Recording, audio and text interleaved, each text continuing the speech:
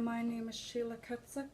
I'm Inuk living in Pondinlet, Nunavut, and I'm here to read you the Truth and Reconciliation Commission's report. The section I'll be reading you is Child Welfare Facilities. From the 1940s onwards, residential schools increasingly served as orphanages and child welfare facilities. By 1960, the federal government estimated that 50% of children in residential schools were there for child welfare reasons.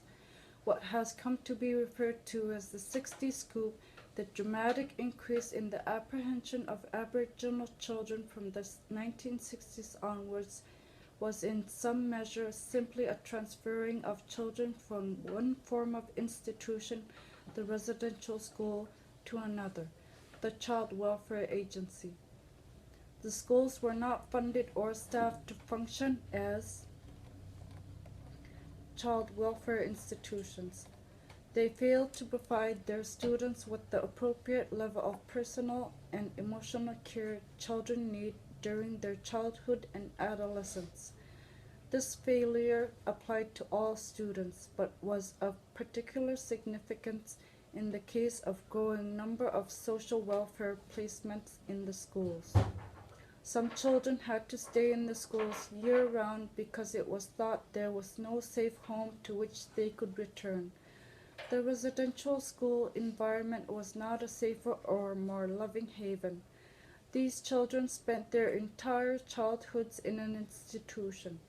The closure of residential schools, which commenced in earnest in 1970, was accompanied by a significant increase in the number of children being taken into care by child welfare agencies.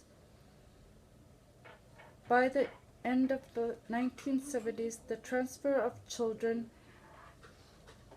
from residential schools was nearly complete in southern Canada, and the impact of the 60s Scoop was in evidence across the country.